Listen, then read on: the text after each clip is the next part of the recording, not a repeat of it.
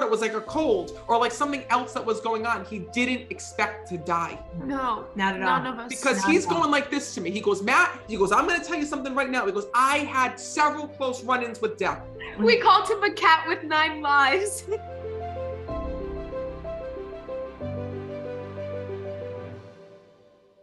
Where are you guys from? We're from Florida, South Florida. What part of South Florida? A little town called Port St. Lucie. I know Port St. Lucie. I'm from West Really? Palm Beach. You know that, right? Well, No. I'm not from West Palm Beach, but I live in West Palm Beach too. No, I had know no that. clue. You had no idea I was living next door to you? Are you kidding me? I'm shocked. Oh my God, dead people can find me, but the living can never find me. Go figure.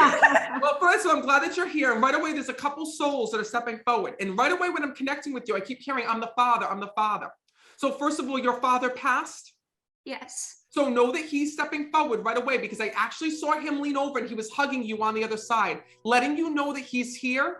But also there's a lot of things that your dad has to talk about the way that he died here in the physical world. Okay. Because first of all, he's telling me this was a tragedy in the way that he left this world. And more importantly, he was begging me. He's like, Matt, please come over to my daughter. She didn't get to say goodbye. She didn't get to say goodbye.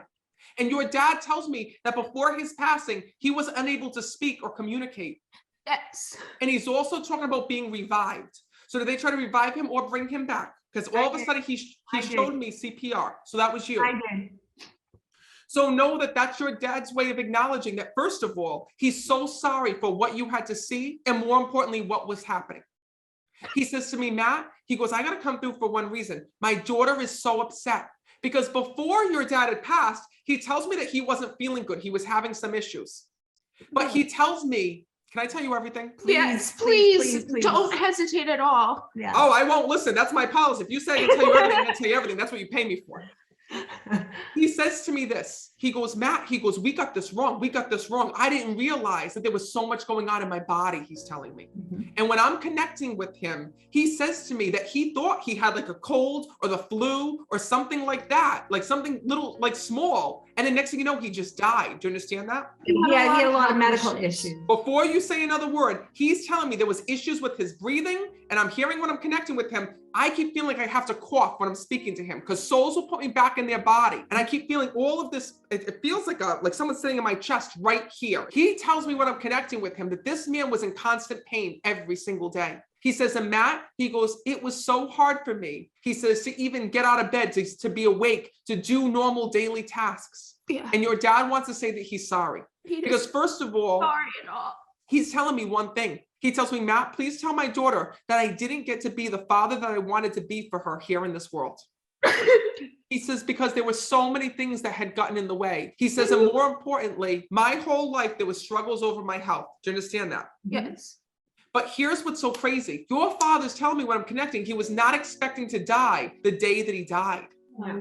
And this is what I have to talk about. He tells me he wasn't feeling good. He tells me he was sick, but he was not expecting to leave this world. Do you understand that? Yes. Totally. And that's what's so crazy. He literally says to me when I'm connecting with him, I feel like that he was sleeping and woke up. Do you know if he was sleeping, woke up, and then died, as crazy as that is?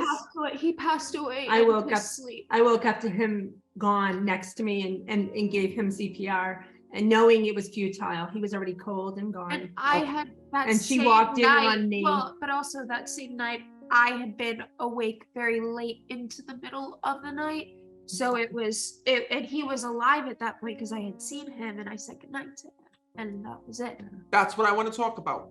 So know that one of the things that he's telling me is this. He said to me that going into that night, he goes, Matt, he goes, I wasn't feeling good. And what do I mean by not feeling good? I mean that I feel this, I'm going to tell you exactly what he's showing me. I feel the sweats on me. I feel like he was sweating. I keep feeling when I'm connecting with him, like I have this mild headache that's here. And I keep feeling this congestion, like I want to cough when I'm connecting with him. That's what I'm feeling. Heart failure. Yeah, Congestive heart failure. Oh, no wonder why. But listen, I have to speak from your loved one's perspective. And your dad is telling me that at the time, he thought it was like a cold or like something else that was going on. He didn't expect to die. No, Not at all. none of us. Because he's going like this to me. He goes, Matt, he goes, I'm going to tell you something right now. He goes, I had several close run-ins with death. He said, I had been through many procedures. I had been through many cat with operations. 9 lives. What?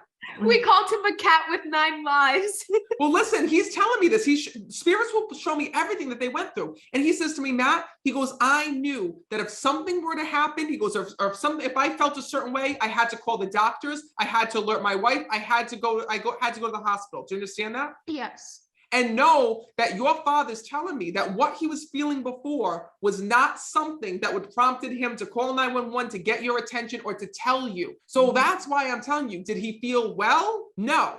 But did he think that it was something that was life-threatening? Absolutely not, because your father wants to give you his word and tell you that he would have alerted you. He would have told you. Why am I telling you this? Because he tells me that the two of you still have questions over if he knew he was going to die. He says to me, listen, he goes, I want you both to know one thing. He says, I knew that I was on borrowed time here in this world. But I will tell you this. Your dad tells me, he goes, I didn't know if heaven was real. I didn't know if there was a God. He goes, I prayed and hoped that there was. He says, but the one thing that he did do is he does tell me that he asked God for more time here in this world. I know that. I know that. Yeah. He says, and God gave me, he keeps telling me 5 years, 5 years. So it had to be 5 years that he had been dealing with this. He was diagnosed with congestive heart failure 5 years prior. That would be why. Exactly 5 years, because I had looked it up and they said there was a lifespan of 5 years, and I questioned the doctor on it. He told me God gave him 5 years, and I saw him leaving that appointment being so scared. And I saw this man pray and say, listen, God, if you're there, if you're listening, just give me time with my family. Just give me time to watch over my daughter, to see my daughter, to be there in parts of her life. And your dad tells me this. He says, I got to see everything that I wanted to see with you. And you need to know that. He shows me this dog that's on the other side with him. Gizmo. That dog's here. Another dog. We have a dog who's old. Her name is Sadie, but She's still with us. My childhood dog Gizmo, we've had since I was born, and before I met him. He was my dog before we met him. 7 or 8 years old. So know that that's his way of just acknowledging that that soul is there. Because even our pets make it to the other side. And he was telling me when I was connecting that that soul is there and with him, letting you know. Relationship. They had a love-hate relationship. Him and well, listen, I don't know about the relationship. I just know the dog's there. So know it's his way of acknowledging that. But I just have to tell you that your dad's telling me that the one thing that he wants to let you know as his daughter is, first of all, he's so sorry for what you saw the day that he had passed. He said, because Matt, he says, that was my daughter's worst nightmare. And he tells me that you can't get it out of your head. No. It was kind of an ugly situation because the police obviously responded to, a younger guy, whatever. And long story short, they separated us. And initially. Because they had to investigate it as a homicide, because it was just, it was just a very chaotic scene.